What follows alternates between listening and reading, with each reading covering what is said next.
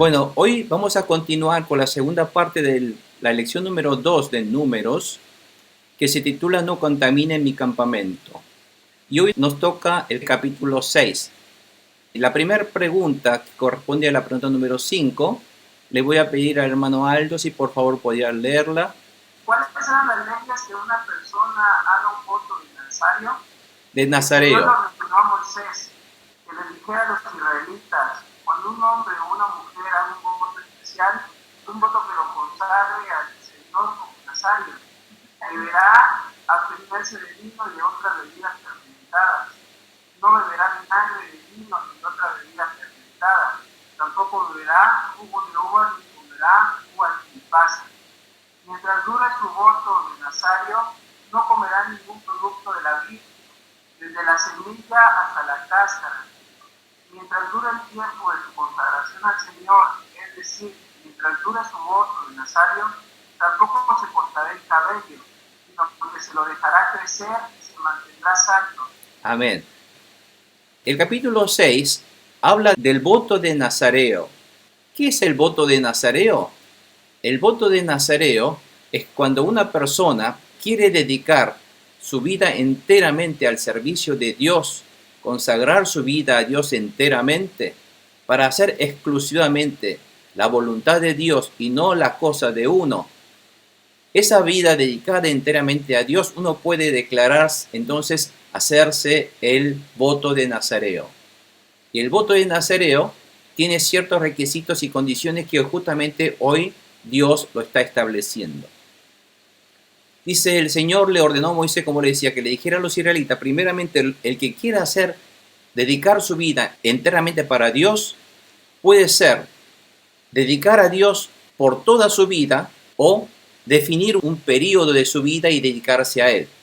Por ejemplo, 3 meses, generalmente es mínimo de 3 meses, 1 año, 3 años, 5 años, 10 años, 20 años, de acuerdo que uno se proponga a servir al Señor. Nosotros vemos en la Biblia, hay alguien que fue un nazareno, que hizo este nazareo desde el comienzo, desde el nacimiento. ¿Se acuerdan quién era? ¿Quién era el nazareno en la Biblia? Bueno, si usted se va a dar cuenta cuando nosotros vamos a ir avanzando un poquito. Bueno, una de las condiciones que Dios pone cuando quiere hacer un voto especial de nazareo puede ser tanto un hombre o una mujer. Esto es una cosa muy especial porque en la Biblia vemos que todo tipo de representación ante Dios tenía que hacerlo el hombre. Fíjense ustedes en el santuario, cuando aprendimos el tabernáculo, todo el que tiene que trabajar adentro del santuario ante Dios y para Dios tiene que ser hombres. Tiene que ser tanto sacerdotes, sumos sacerdotes, todos los levitas que sirven al templo, todos tienen que ser hombres. Levitas aprendimos que tenía que ser de 30 a 50 años, en fin, pero no una mujer. Las mujeres tienen que estar siempre atrás, mirando, orando, puede ser, pero no activamente participaba en el servicio a Dios. Pero, excepcionalmente, este voto de Nazareo, que es servir a Dios, lo podía hacer tanto hombres o como la mujer. Por lo tanto, es este precepto algo que se aplica por igual tanto a hombres y mujeres. Este voto especial lo que hace es consagrar su vida al Señor, como le decía, tanto por tiempo completo, pero durante un periodo completo de su vida entera, o parte de su vida o temporalmente ser un nazareo. Bueno, ¿qué debe hacer un nazareno? Tendrá que abstenerse del vino, no beber bebidas alcohólicas, porque tanto el vino o como de otras bebidas fermentadas que producen alcohol, no debe tomar alcohol. Entonces, vivir una vida libre de bebidas alcohólicas, y tampoco deberá beber vinagre de vino ni otra bebida fermentada que pueda venir, porque en realidad el vinagre también es una fermentación, ¿cierto? Cuando se fermenta excesivamente el vino, se convierte agrio, que se hace de ahí el vinagre de vino. Y tampoco beberá jugo de uvas. Jugo de uvas no está fermentada, pero Dios dice tampoco debe beber jugo de uva. que es el mosto, ¿no es cierto? Ni siquiera comerá uvas ni pasas de uvas. Es como que la vid está totalmente prohibido para el nazareno. Mientras dure su voto de nazareo, no comerá ningún producto de la vid, desde la semilla hasta la cáscara. No tiene que tomar nada de esto. Entonces nos preguntamos nosotros por qué Dios habrá prohibido de comer de las uvas, ni siquiera de su bebida, jugo, o tanto sea natural o fermentado. Esto es durante todo el tiempo, mientras dure el tiempo de su consagración al Señor. Es decir, mientras dure su voto de nazareo. Entonces, otra de las cosas que no tendría que hacer es, tampoco se cortará el cabello. Bueno, esto lo vamos a ver un poco más tarde. Pero ahora vamos a ver por qué Dios prohíbe que no coma ningún producto de la vid. Porque en esa época, en la época antigua, la uva, la vid, en el desierto como Palestina, era un fruto muy apreciado. No era un fruto que se encontraba por doquier, era un fruto muy valioso. Por lo tanto, de esa uva, la gente podía obtener mucho provecho, tanto de hacerse una bebida, porque ustedes recuerden que en el desierto lo que escasea es agua. Pero al tener vid, al tener uva, de ahí machacar y hacer jugo, pueden ahí obtenerse algo para saciar su sed en el desierto. Y si uno deja con esa dulzura, deja estacionar y ahí se produce el alcohol y se forma el vino. Entonces, en la antigüedad se aprovechaba mucho de la vid para obtener tanto de la bebida como la bebida alcohólica y también de la uva como fruta, o también si uno no lo puede comer en ese momento, se cosechaba y se dejaba secar y formaban las pasas de uva, y también para poder transportar fácilmente y comer cuando uno necesitaba comer. Por lo tanto, la vid era un fruto muy valioso en esa época. No sé qué fruto hoy día es tan valioso y caro, pero en ese momento era algo valioso y caro. Por lo tanto, la vid y todo esto que estamos hablando, las uvas, las bebidas alcohólicas, eran algo que muchas personas de la nobleza o las personas ricas, adineradas, eran los que tomaban de estos vinos y de los mostos. Por lo tanto, era un lujo poder tomar del vino y comer de la uva y de las pasas. Por lo tanto, el hecho de prohibir la uva no es porque la uva sea algo malo para Dios, sino está Dios un poco prohibiendo lo que es el lujo. Todo aquel hombre de Dios, todo aquel que quiera consagrar su vida a Dios, Dios dice no debe gozar de un lujo como el mundo. Tiene que ser una persona un poco más humilde, tener esa humildad y no empezar a gozar y tener una cierta abstenencia por la lujosidad de este mundo. Es por esa razón. Por lo tanto, si uno quiere dedicarse a Dios, dejamos de lado todo lo que es la lujosidad, la comodidad. ¿Me entienden? Un poco es para que nosotros dejemos de lado esas cosas mundanas de lado. Por lo tanto, no es que Dios no quiere que nosotros no tomemos de la uva, sino lo que Dios quiere es que realmente dejemos las cosas del mundo. En la uva un poco todo esto que estamos hablando pasa a ser lo que es el simbolismo de las cosas mundanas del hoy día. Supóngase que puede ser la lujosidad de autos de último modelo. Fíjense si, por ejemplo, ¿qué le parecería si hay un pastor que maneja un Ferrari? No sé si se entiende, ¿no es cierto? O un pastor que anda vestido de cabeza a los pies con todas las marcas más importantes de Giorgio Armani y no sé. O sea, eso no es propio de una persona al servicio de Dios. Entonces, un poco lo que Dios está hablando es el simbolismo de las cosas, de la lujosidad mundana, para que nosotros podamos dejar, porque esas cosas no van con Dios. Entonces, un poco ese es el motivo del cual Dios esté prohibiendo en este momento todas las cosas de la vida. Así que no hay que malinterpretar, porque no es que Dios no quiere la vida. La vida es algo que fue creado por Dios, no es nada malo. Sino acá el simbolismo es dejar la lujosidad, dejar las cosas mundanas de lado para poder concentrarnos más una vida decente, una vida más humilde al servicio de Dios. Y otra de las cosas que el nazareno no debía hacer era cortarse el cabello.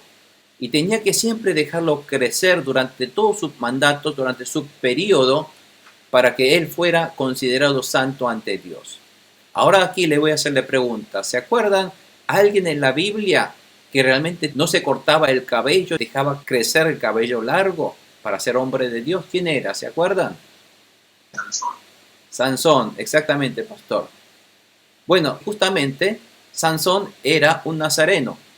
La mamá de Sansón no tenía hijos. Y es cuando aparece el ángel del Señor y le dice a la mamá de Sansón: ahora sí vas a tener un hijo, y a ese hijo lo vas a consagrar a Dios. Y a ese hijo no le vas a cortar ni el cabello. Entonces le está dando todos estos preceptos de ser un nazareno. Dice que él va a salvar a Israel de los enemigos. En este caso, los enemigos de esa época eran los filisteos. Y Sansón era el que siempre peleaba con los filisteos, que siempre estaba tratando de dominar a Palestina, a los judíos de ese momento. Bueno, tampoco entonces podía cortarse el cabello, tenía que dejarlo crecer para mantener santo. Una cosa que nosotros en este tema del cortarse el cabello, y cuando hablamos de Sansón, muchas personas creían que en el cabello de Sansón había algo sobrenatural. Por lo tanto, ¿se acuerdan que Sansón era una persona de mucha fuerza? Y la gente pensaba y decía que la fuerza de Sansón venía de no cortarse el cabello. Entonces, muchas veces la gente piensa que el poder de Sansón viene de la cabellera. Por lo tanto, que la cabellera puede llegar a tener algo sobrenatural, una fuerza sobrenatural. Y atribuirle a la cabellera de Sansón como la fuente de la fuerza de Sansón. Pero no es así. Si nosotros leemos bien la Biblia, la entendemos correctamente, no es por la cabellera que Sansón tenía fuerza, sino porque la cabellera tenía un valor, un concepto que ahora le voy a explicar de qué se trata. El cabello es algo que Dios nos hace nacer, crecer, ¿no es cierto? La cabellera está en la cabeza de uno. Por lo tanto, si uno mira la cabellera, si uno mira el cabello, se da cuenta que este cabello es obra de Dios. Dios me lo ha dado y Dios me lo hace crecer. ¿Hay alguna persona que con su pensamiento puede hacer crecer el cabello? No. El cabello crece naturalmente porque Dios nos proveyó de que pueda salir de nuestra cabeza y crecer naturalmente por obra de Dios, porque Dios lo ha hecho así. Por lo tanto, la cabellera nos hace recordar de nuestro Dios. La cabellera, el cabello, es algo que nos hace recordar de nuestra mente la obra de Dios, lo que Dios nos provee, la vida que Dios nos provee, que todo esto proviene de Dios. Por lo tanto, la cabellera es un simbolismo de que nuestra mente, nuestro cerebro, nuestro corazón y nuestros pensamientos están dedicados a Dios. Están recordando y conmemorando la obra y el amor de Dios y el poder de Dios. Por lo tanto, si nosotros tenemos esa cabellera espiritualmente hablando, estamos recordando que nuestra fuente de nuestra fuerza, nuestra bendición, nuestra vida es Dios. Por lo tanto, si nosotros cortamos esta cabellera, estamos cortando con ese pensamiento, con esa idea de que Dios es fuente de mi vida y mi fuerza. ¿Se entiende? Por lo tanto, no es que la cabellera de Sansón es la que daba la fuerza, sino la cabellera es lo que le hacía recordar, debía hacerle recordar a Sansón de que toda su vida estaba consagrado a Dios y que su cabellera, su pensamiento, su vida misma, su fuerza misma viene de Dios. Por lo tanto, uno tiene que recordar de esto que está en la cabellera, está en la cabeza de uno, está esa fe, ese pensamiento. Pero al cortar eso, al olvidarse de eso, uno pierde su fuerza. Por lo tanto, en el significado de la cabellera, el cabello de Sansón, del nazareno, esta ley del nazareno, es para que el que está consagrado a Dios nunca se olvide de su mente, de su cabeza, de sus pensamientos, que la fuente de nuestra bendición, fuerza y nuestra vida viene de Dios. Eso es lo que nunca se debe cortar de nuestra mente. ¿Está claro, hermanos, de qué significa la cabellera? Bueno, por eso nunca se debe cortarse el cabello, no es porque Dios le gustaba a gente con cabello largo, sino esto es un simbolismo que espiritualmente significa que todo aquel hombre nazareno que esté dedicado a la vida a Dios tiene que nunca olvidarse de su mente, cabeza y su idea y recordar de que realmente nuestra vida proviene de Dios, nuestra salvación proviene de Dios, nuestra salvación, nuestro perdón vino de Dios. Eso es no cortarse del cabello. ¿Está claro, hermanos? Bueno. Y después, si nosotros continuamos viendo, el versículo 6 dice: mientras dure el tiempo de su consagración al Señor, no podrá acercarse a ningún cadáver. Ahora, ¿qué es el cadáver? ¿Se acuerdan? El cadáver es la muerte. Todo lo que es el cadáver simboliza la muerte y la muerte está relacionada con el pecado. Por lo tanto, el hecho de no acercarse a ningún cadáver parecería que, bueno, porque si es una persona santa consagrada al Señor, no debe ensuciarse con el cadáver y no contagiarse con las bacterias y los gérmenes del cadáver. También es correcto, pero en realidad el significado espiritual es que uno no debe acercarse a ningún elemento pecaminoso. Eso es lo que quiere decir. Ni siquiera en caso de que muera su padre, su madre o su hermano o su hermana, no debe acercarse ritualmente impuro a causa de ello, porque lleva sobre la cabeza el símbolo de su consagración al Señor. Es decir, la cabellera es algo que se manifiesta exteriormente y se ve en la gente. Cuando ve uno que tiene una cabellera larga, esa persona, ese hombre, esa mujer es un nazareno. Es decir, una persona debe llevar no solamente en su interior, en su corazón, en su mente, sino mostrarse a la gente también, no a propósito, pero que la gente se dé cuenta que esa persona es una persona consagrada a Dios por su pensamiento, por sus actos y por su forma de ser y por su forma de adorar a Dios. Entonces, una persona que no se acerca al pecado, una persona que no se acerca a las cosas mundanas que nos puede hacer daño a nuestro espíritu y nuestra integridad espiritual ante Dios, por ejemplo, el de no beber alcohol, el de no tomar la droga, el de no ir a la cantina, no ir a los clubes, en fin, para que uno sea una persona diferente a los demás, que no sea igual que los demás. Entonces, esto es lo que Dios quiere, que nosotros hoy seamos una persona diferente. La palabra nazareo, que viene de la etimología de nazir en hebreo, significa diferenciado, apartado. Por lo tanto, una persona nazarena es una persona diferente al mundo. Es muy parecido a la palabra santa. Ser santo significa ser diferente al mundo, ser diferente, ser elegido, ser apartado, ser único. Bueno, todo ese significado tenía la palabra nazir, de ahí viene el nazareo. Una persona consagrada especialmente, diferente al mundo, una persona apartado del mundo, una persona consagrado para Dios. Ese es el nazareo. Bueno, mientras dure el tiempo de su consagración al Señor, se mantendrá santo. Bueno, la santidad y el nazareo es sinónimo. Pero si de improviso alguien muere junto a él, la consagración de su cabeza quedará anulada. Es decir, si sin querer esa persona se acerca, puede pasar, ¿no es cierto? Imagínense que un nazareno puede estar caminando con su amigo, hablando, está caminando por la calle y de repente le cae un rayo al amigo y el amigo se muere a su lado. Muy difícil, pero puede pasar, ¿no es cierto? Entonces, en ese caso, ese nazareno sin querer se puso cerca de un cadáver, una muerte. Se habla de este caso, que cuando uno sin querer, aunque teniendo cuidado, puede ocurrir que uno cometa pecado delante de Dios, cometa errores delante de Dios. Entonces, en ese caso, Dios dice que todo eso que has hecho hasta ahora, esa consagración, queda totalmente anulado, cero. Y empieza a resetear y empieza de nuevo a hacerlo. Pero para hacerlo de nuevo, para resetear y para hacer de nuevamente un nazareno, tiene que purificarse. La purificación tiene que ser al cabo de 7 días.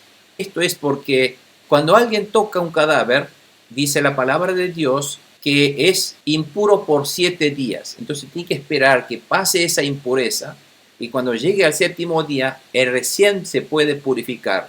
Y la manera de purificarse es volver de cero otra vez. Entonces deberá rasurarse la cabeza y empezar a nuevamente eliminar todo lo que fue pecaminoso, tirarlo y empezar nuevamente a hacer crecer esa actividad delante de Dios nuevamente como un nazareno. Y recién, cuando termine de raparse al 7º día, recién al 8º día, tiene que empezar a pedir el perdón a Dios por su pecado, por su error.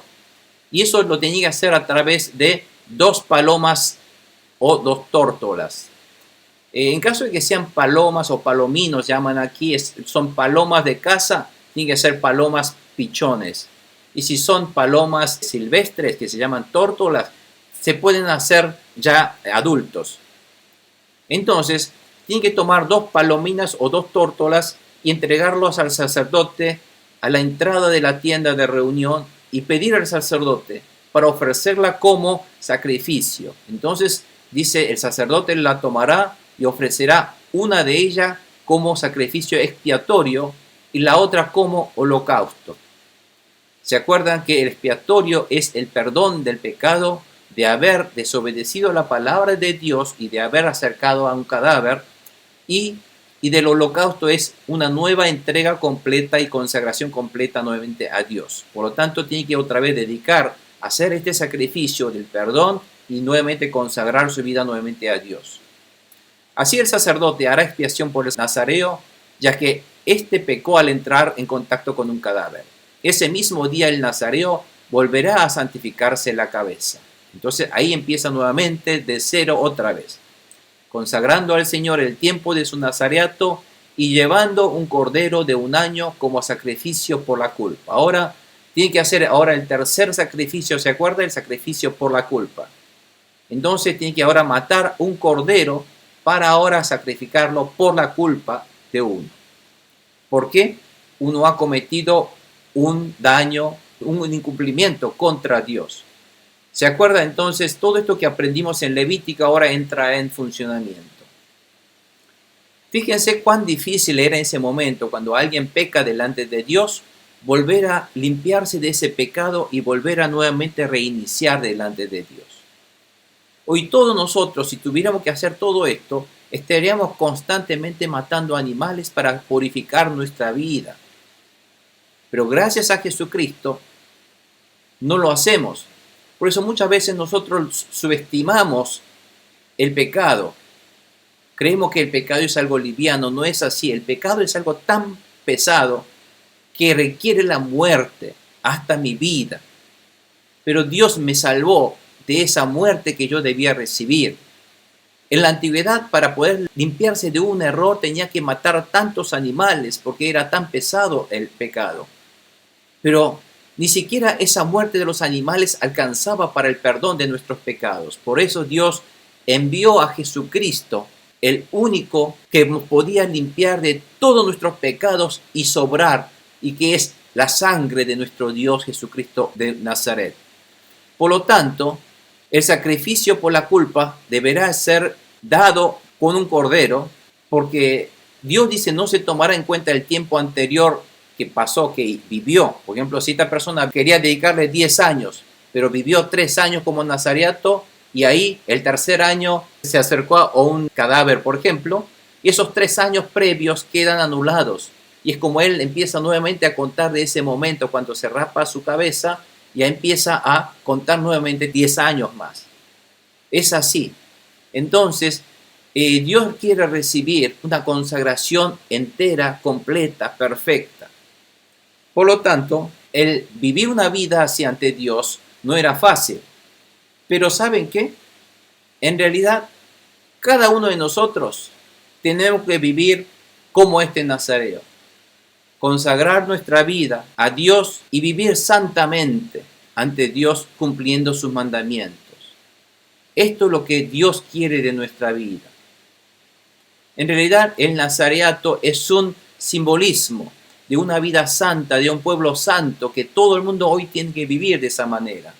Pero lamentablemente el hombre hoy día le falla a Dios otra vez. Entonces nuevamente nosotros nos arrodillamos delante de la sangre de Jesús, nos rapamos nuestra cabeza, nos quitamos de todos los que tenemos en la cabeza nuestros pecados, empezamos a consagrar nuevamente a Dios y reiniciamos nuestra vida nuevamente consagrada hacia Dios. Y pecamos otra vez, fallamos otra vez. Entonces nuevamente nos postramos ante Dios y nos pedimos todo este perdón. En realidad deberíamos hacer todo este sacrificio de expiación, pero eso lo hacemos a través simplemente espiritualmente de un profundo y sincero arrepentimiento, confiando en esa sangre que ya fue derramada por nuestro Señor Jesucristo en la cruz de Calvario. Por eso nosotros sabemos cuán valioso y cuán precioso es esa sangre de Jesucristo, porque si no fuera la sangre de Jesucristo, no habría manera de que el hombre pueda ser perdonado delante de Dios. No hay manera. Pero gracias a Jesucristo nosotros hemos recibido la manera de que podamos, siendo pecadores, siendo fallidos, siendo erróneos, podemos llegar ante Dios y pedir el perdón ante Dios para hacer nuevamente una vida santa delante de Dios. Por eso, amados hermanos, aquí podemos ver cuál era la intención original de Dios hacia nosotros. Nosotros tenemos que vivir de esa manera. El hombre realmente es pecador, el hombre es débil, por lo tanto el hombre no puede cumplir al pie de la letra todo, siempre fallamos. Siempre nosotros fallamos a Dios. Pero hay alguien que es nuestro ejemplo, que nunca falló y es un ejemplo perfecto. ¿Quién es ese nazareo perfecto? Nuestro Señor Jesucristo de Nazaret. Se llama de Nazaret porque justamente Él es el nazareno verdadero. Él es el santo de Dios. Él es el ejemplo nuestro. Realmente estamos nosotros siguiendo el ejemplo de nuestro Señor Jesucristo para seguir ese camino del Señor Jesucristo, para ser su discípulo. Eso significa que el nazareo es un simbolismo, es un ejemplo de lo que realmente fue Jesucristo y que cada uno de nosotros deberíamos caminar de esa manera como un nazareno, como fue nuestro Señor Jesucristo. ¿Está claro, hermanos? Bueno, versículo 13. Esta ley se aplicará al nazareo al cumplir su periodo de consagración. Bueno, cuando uno hace esta expiación y vive nuevamente los 10 años que uno quería consagrar, cumple los 10 años del periodo de consagración, y entonces cuando cumple sus periodos de consagración, no es que termina haciendo más. Entonces cuando uno termina su periodo de consagración, será llevado a la entrada de la tienda de reunión y allí ofrecerá como holocausto al Señor también un cordero de 1 año sin defecto. Cuando uno termina su periodo, también tiene que ofrecer un sacrificio tanto expiatorio como una oveja de 1 año sin defecto y como sacrificio de comunión un carnero sin defecto. Ofrecerá además un canastillo de panes sin levadura, panes de flor de harina amasados con aceite, oblea sin levadura untada con aceite y también ofrenda de cereal de libación. Todo esto es algo que realmente en aquella época toda persona en cualquier momento tenía que ofrecer a Dios, es algo normal. Esto es una adoración a Dios. Hoy lo que nosotros decimos ir a la iglesia, por ejemplo, para ir a adorar a Dios, bueno, en ese momento todo esto era la adoración a Dios. La adoración es exaltar a Dios, obedecer a Dios, respetar las palabras de Dios y cumplir sus mandamientos. Eso es realmente la adoración a Dios. A Dios se adora cumpliendo sus palabras, cumpliendo sus órdenes. Por lo tanto, esta persona cuando termina su periodo de consagración es como que ir a la iglesia y hacer un culto en honor a Dios, de haber dedicado su vida a Dios y que durante esos 10 años, ¿usted cree que durante esos 10 años esa persona hubiera sido perfecto, santo verdaderamente? No. Él tenía que vivir una vida consagrando constantemente y cuando uno peca, tenía que, como toda persona, entregar su sacrificio de expiación, de perdón, de culpa, en fin. Él vivía los 10 años adorando a Dios a través de dando sacrificios a Dios. Y como todo hombre, nadie es perfecto y falla. Y por eso algo que él hubiera fallado, por esos pecados de durante esos 10 años al servicio de Dios, él entonces este sacrificio expiatorio que le da al final, al cabo de su mandato, de su consagración, es justamente para expiar de todo tipo de error y pecado que uno tenía. En fin, fíjense que el hombre, para ser delante de Dios, no puede ser perfecto. Tiene que estar constantemente uno pidiendo perdón a Dios. Y es como nosotros hoy día. Nosotros siempre le fallamos a Dios. Siempre nos damos cuenta que hemos fallado a Dios, no hemos obedecido, no hemos respetado sus mandamientos al pie de la letra. Entonces todos nosotros somos iguales. Estamos fallándole constantemente y si no fuera por esa sangre necesaria que es nuestro Señor Jesucristo, nadie de nosotros podríamos acercarnos hoy día delante de la presencia del Espíritu Santo de Dios que está frente a nosotros. Por lo tanto, este nazareato es un poco un ejemplo, un simbolismo de lo que hoy día nosotros tenemos que vivir. No es un cargo especial de un nazareno, sino nosotros todos somos pueblo santo, pueblo nazareo. Tenemos que vivir de esta manera. Entonces él tiene que entregar todo este tipo de, toda la ofrenda que está diciendo en el Levítico entrega, ¿no es cierto? El de expiatorio, sacrificio de comunión, sacrificio de holocausto, todos los panes, harinas, todo lo que son ofrendas de cereal, también ofrendas de libación. Libación era echar en el fuego bebidas, vino, por ejemplo, que también es otra manera de ofrendar algo grato a Dios, porque cuando el vino caía sobre el fuego empezaba a liberar aroma, y ese aroma es algo grato, siempre dando algún aroma grato a Dios, algo hermoso a Dios. Uno tiene que dar ese aroma a Dios, algo grato a Dios. ¿A través de qué? A través de nuestro corazón de obediencia, a través de nuestro respeto a la palabra y los mandamientos de Dios. Eso forma un aroma ante Dios para que para Dios sea grato. Entonces el sacerdote las presentará al Señor y ofrecerá el sacrificio expiatorio y el holocausto en favor del nazareo. Y esto es cuando recién él termina.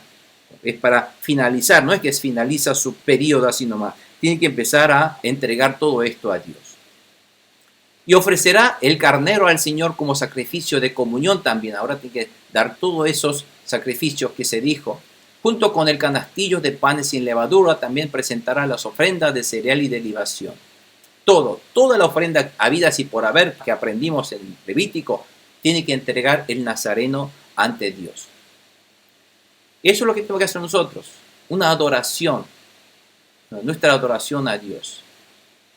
Nuestro culto, le rendimos culto a Dios todos los días. Y luego a la entrada de la tienda de reunión, el nazareo se rapará la cabeza nuevamente. Y ahí empieza nueva vida normal.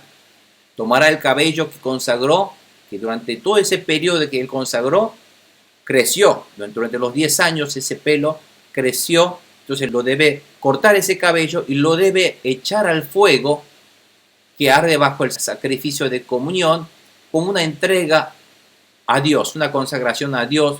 Toda su cabellera de consagración tiene que entregar a Dios.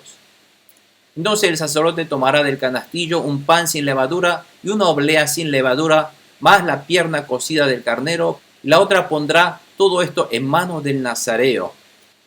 Después de lo cual lo mecerá todo esto ante el Señor como una ofrenda. Entonces para ofrecer, en este caso, esa pierna, el nazareno tiene que entregar, hay que tomarlo de sus manos. Entonces tomando a su vez la mano el sacerdote, y tiene que empezar a mecer, tiene que empezar a agitar así, como entregando a Dios. Entonces este movimiento indicaba que uno estaba entregando a Dios. Todo esto ante el Señor como una ofrenda. Pero no lo quemaba, porque esa parte después se lo tiene que dar al sacerdote para que el sacerdote viva y coma de eso. Entonces no era un sacrificio destructivo, sino cuando se le da un sacrificio de mecido o un sacrificio levantado, es para no quemarlo. Generalmente eso ocurre con las ofrendas de sacrificio de comunión, para que puedan todos compartir y comer como una fiesta. Todo esto es santo y le pertenece al sacerdote, lo mismo que el pecho mecido y el muslo ofrecido como contribución. Finalizado este rito, el nazareo podrá entonces a partir de ahí beber el vino, vivir una vida normalmente, y esta ley se aplicará al nazareo que haga un voto. Todo aquel que haga un voto, una consagración, una promesa ante Dios de vivir de acuerdo a la palabra de Dios de esta manera, tiene que hacer esto. Y esto es algo que todos nosotros hoy día espiritualmente debemos hacer. Y esta es la ofrenda que presentará al Señor por su nazareato, aparte de lo que pueda dar según sus recursos. Según la ley del nazareato, deberá cumplir el voto que hizo, a través de dando todas estas ofrendas a Dios. Haciendo un poco el resumen, aquí está diciendo que el nazareo, que viene de la palabra nazir, significa apartar, diferenciar, para consagrarse a Dios, y especialmente podía ser hombre o mujer. Y el representante, el verdadero nazareno, es nuestro Señor Jesucristo, que es el perfecto ejemplo de cómo ser un nazareno, dedicándose su vida enteramente a la voluntad de Dios. Jesucristo es el único ejemplo que fue enteramente y perfectamente entregó su vida al servicio a la voluntad de Dios, entregando hasta la muerte, obedeciendo hasta la muerte y muerte en la cruz para cumplir con la voluntad de Dios de expiar el pecado de la humanidad por todos nosotros. ¿Está claro? Y cada uno de nosotros debemos vivir de esta manera, siguiendo el ejemplo de nuestro Señor Jesucristo, que es el verdadero nazareo. Y nosotros tenemos que ser espiritualmente el nazareo, siguiendo los pasos de nuestro Señor Jesucristo. Mientras dure su voto de nazareo, debía abstenerse del vino y de otras bebidas fermentadas, ni de jugo, ni uva, ni pasas. No cortarse el cabello para mantenerse santo, no acercarse a ningún cadáver, aunque sea de un familiar directo. Esto es a diferencia de los sacerdotes. ¿Se acuerdan que los sacerdotes, si nosotros leemos en Levítico 21, 1 al 2, los sacerdotes sí podían tocar cuando morían sus familiares directos, como sus padres o como sus hermanos directos? Ahí sí podía tocar porque él es el que tiene que hacer la ceremonia del sepelio. Pero el nazareno es más estricto todavía. El nazareno no puede acercarse al cadáver ni siquiera fuera de sus padres o de sus hermanos directos. Es más estricto que los sacerdotes. Y al quebrantar estas leyes debía comenzar de nuevo, rapando su cabeza el séptimo día para purificarse, ya que el que toca el cadáver queda impuro por 7 días, como dice en Números 19:11, y al octavo día debía ofrecer sacrificios de purificación. Todos los sacrificios tiene que entregarle a Dios. Bueno, visto este tema del nazareato, medite sobre la postura que debe tener entonces hoy día cada uno de nosotros, la persona que desea consagrar nuestra vida al servicio de Dios. Y esto nos dice en Romanos 12, 1 al 2. Dice: por lo tanto, hermanos, tomando en cuenta la misericordia de Dios, le ruego que cada uno de ustedes en adoración espiritual, fíjense que la adoración en espíritu, nuestro culto a Dios, hay que ofrecerlo, dice, ofrezca su cuerpo como sacrificio vivo, no un sacrificio muerto en el holocausto, sino que nosotros seamos un cuerpo de sacrificio entregado para la ofrenda a Dios, pero vivo. Esto significa que debemos vivir para Dios. Entonces, si vivimos para Dios, de acuerdo a la palabra de Dios, esto está siendo una vida de sacrificio para Dios. Entonces, esa vida que uno vive de acuerdo a la palabra de Dios, obedeciendo a la palabra de Dios, es un sacrificio vivo, santo y agradable a Dios. Ese es el sacrificio. Hoy no quemamos, no matamos animales, pero sí, la manera de ofrecer un sacrificio vivo es a través de vivir nuestra vida viva, vivir la vida de acuerdo a la palabra de Dios. Ese es el sacrificio que hoy día espera. Dice, otra de las cosas, no se amolden al mundo actual, no sigan las costumbres mundanas. ¿Eso qué es? Eso es el ser santo, ser diferente, ser apartado, ser nazareo. Si no sean transformados mediante la renovación de su mente. Fíjense que la mente es renovar nuestras cabelleras, renovar nuestras cabezas, nuestro pensamiento, nuestra mente. Si nosotros estamos pecando, cortar, raparnos esa cabellera y empezar a crecer nuevamente nuestra mente, nuestra fe en el Señor. Eso es la renovación de nuestra mente, es lo que está simbolizando la cabellera del Nazareo. Así podrán comprobar cuál es la voluntad de Dios, tan buena, agradable y perfecta. Así que si nosotros vivimos de acuerdo de esa manera, recién experimentamos la voluntad de Dios, cómo Dios nos acompaña. Bueno, ¿por qué Dios nos está dando todo esto en el momento de prepararse una batalla? Porque la batalla la ganamos a través de obedecer y entregar nuestra vida, vivir de acuerdo a la palabra de Dios. Esa es la manera de Dios de ganar la batalla contra el enemigo. Hoy día Satanás nos quiere persuadir con distintas costumbres de este mundo, pero si nosotros queremos vencer a eso, obedecemos la palabra de Dios. Y el que nos va a sacar de nuestra vida todo el estorbo del enemigo es nuestro Dios con su poder del Espíritu Santo. Amén. Bueno, esa es la batalla que la ganamos de esa manera. La pregunta número 6 dice, ¿cómo bendijo Dios al pueblo de Israel? ¿Cómo es el corazón de Dios hacia el hombre? Versículos 22 al 27 es una bendición. Dice, el Señor le ordenó a Moisés, diles a Aarón y a sus hijos que impartan la bendición a los israelitas con estas palabras. Dios le dice que bendiga a los israelitas a través de quien Dios bendice, a través de sus siervos, Aarón y sus hijos, que son los sacerdotes y el sumo sacerdote. El Señor te bendiga, dice, que el Señor te bendiga y te guarde, dice. El Señor te mire con agrado y te extienda su amor. Que el Señor te muestre su favor y te conceda la paz. Así, aquí en realidad la palabra donde dice el Señor debería estar el nombre de Dios. Cada vez que ellos utiliza y bendice en el nombre de Dios, Dios va a bendecir. Dice, así, cada vez que usted invoca mi nombre sobre los israelitas, yo lo bendeciré, para que yo lo bendiga. ¿Está claro? Por lo tanto, si bien la bendición fue impartida por Moisés, dada por Moisés a través de los sacerdotes, pero lo que Dios está haciéndole saber a los israelitas a través de estas palabras de la bendición, es que sepan que la fuente, el origen de dicha bendición proviene de Dios al invocar su nombre. ¿Está claro? Es decir, Dios le está enseñando a los israelitas que ahora tienen que ir a la guerra.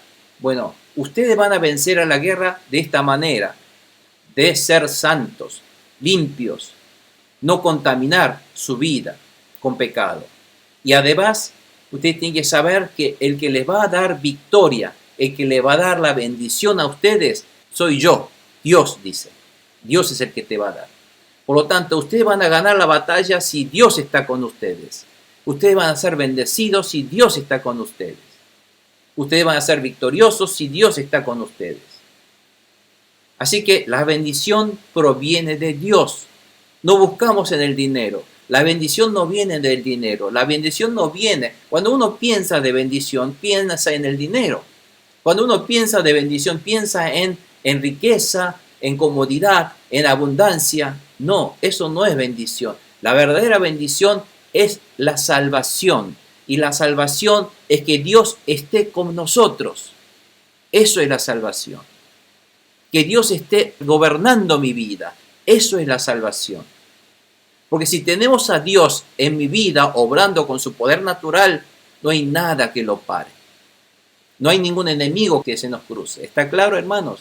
Por lo tanto, la salvación es que nosotros seamos librados del pecado, que Dios nos perdone el pecado y que Dios nos haga santo a través de la sangre de Cristo y que Dios esté en mi vida gobernando y bendiciendo mi vida, guiándonos, protegiéndonos, supliendo nuestras necesidades. Esa es la verdadera bendición. Y eso se llama la salvación. ¿Está claro, hermanos? Por lo tanto, dice en Hechos 4:12 que de hecho ningún otro hay salvación. No van a encontrar esta salvación, esta felicidad en otro lugar. ¿Por qué? Porque no hay bajo el cielo otro nombre dado a los hombres, sino mediante el cual podamos ser salvos. ¿Y ese nombre cuál es? El nombre de Jesús. No es ni María, no es ni Guadalupe, no. El nombre, el único nombre, dice Dios, que nos ha dado para que seamos salvos, que para que seamos bendecidos con este perdón de pecados, es el nombre de Jesús. No hay otro nombre, no seamos engañados. Amén. Bueno, esta bendición viene únicamente del nombre. Cuando invocamos el nombre de Dios, ese nombre del Señor que tiene que ir aquí es el nombre de Jesús. Y eso nosotros aprendimos en Pistis. ¿Por qué tiene que ser el nombre de Jesús ahí? Mi nombre sobre los israelitas, entonces Dios los bendecirá. Y ese nombre, no hay otro nombre de salvación, sino únicamente el nombre de Jesús. Amén. Bueno. Con esto nosotros vamos a dar terminado el capítulo número 6 del Números. La próxima semana continuamos con el capítulo 7. Entonces vamos a cerrar nuestros ojos y oramos a Dios. Y vamos a agradecer a Dios, cada uno con su voz, en voz alta, con todo lo que nosotros aprendimos. Tenemos que empezar a aprender a cambiar nuestra vida, a arrepentirnos y sacar de todos estos estudios qué debo yo cambiar, qué errores míos debo cambiar, limpiar, purificar para agradecer a Dios. Y para que mi vida de ahora en adelante sea otra vez vivida de acuerdo a la voluntad de Dios, para que sea un sacrificio vivo ante Dios. Entonces, para que esto ocurra en nuestra vida, oremos, hermanos. Oremos cada uno. Amén. Vamos a orar. Padre Santo Celestial, grandioso Rey, amado Padre, aquí estamos nuevamente, Señor, agradeciendo ante tus pies, ante tu grandeza, por habernos hecho tus hijos, Señor, porque si bien nosotros no nos merecíamos ser tus hijos, no nos merecíamos ser un verdadero, perfecto nazareo, pero tú nos has hecho tus hijos y que vivamos una vida de nazareo a través de el perdón que nos ha impartido nuestro Señor Jesucristo, a través de esa bendición que vino de la crucifixión de nuestro Señor Jesucristo, que nos ha dado la salvación. Y para todo aquel que invoca el nombre del Señor Jesucristo sea salvo. Señor, nosotros hoy día invocamos y glorificamos y exaltamos ese nombre maravilloso de nuestro Dios glorioso Jesucristo, que nos ha hecho vivos, nos ha perdonado de todos nuestros pecados, nos ha liberado de nuestras fallas y faltas que hemos cometido delante de ti, Señor, para que nuevamente seamos nuevamente santos, que empecemos nuevamente de cero otra vez nuestra vida pasada, lo pasado pisado, de ahora en adelante, hoy mismo, Señor, nos postramos nuevamente, nos rapamos nuestra cabeza nuevamente espiritual, para que empecemos hoy nuevamente a ser un nazareato, que tú quieres que vivamos una vida santa delante de ti, Señor. Bendícenos, bendice cada uno de nuestros hermanos, que toda esta verdad se nos revele a través de tu Santo Espíritu en nuestro corazón y que se nos quede grabado, y que esta disposición de vivir de acuerdo a tu palabra sea la bendición, que la llave de la bendición que nos pueda dar a través del nombre de Jesucristo cuando invocamos para tu gloria, Señor. Bendícenos, Señor, en el nombre de Jesús, con esta verdad, para que sea experimentada en nuestra vida tu verdad. En el nombre de Jesús, bendigo a cada uno de tus hijos, Señor, a tus siervos, esta noche también, para que tú sigas reinando, gobernando su vida, Señor. Toca su vida, Señor, que el Espíritu Santo les abra su mente para que esta batalla espiritual pueda ser victorioso y que toda obra del enemigo, todo espíritu del mundo, todo espíritu mundano de tinieblas, todo espíritu de desobediencia, todo espíritu de rechazar tu palabra, todos aquellos espíritus que nos persuada a desobedecer tu palabra, todo ese espíritu de incredulidades, Señor, todos esos elementos que el espíritu del enemigo nos pueda tirar en nuestra cabeza, sea este momento totalmente rasurado, Señor, cortado, eliminado de nuestras vidas. Que toda esa obra del enemigo sea limpiado de nuestras vidas, que solamente por la sangre de Jesucristo seamos limpiados, Señor. Declaramos esa sangre y nos cubrimos con la sangre de Jesucristo. Si bien nosotros somos imperfectos delante de ti, Señor, confiamos en esa sangre y nos cubrimos con la sangre de Jesucristo, para que, Señor, tú nos mires como justos y para que nosotros, a través de tu gracia, podamos seguir glorificándote, Señor, en el nombre de Jesús. Bendícenos otra vez en esta semana, que esta palabra sea otra vez una palabra de bendición para nuestra vida espiritual y podamos glorificarte, Señor, de esta manera. En el nombre de Jesús. Amén. Amén.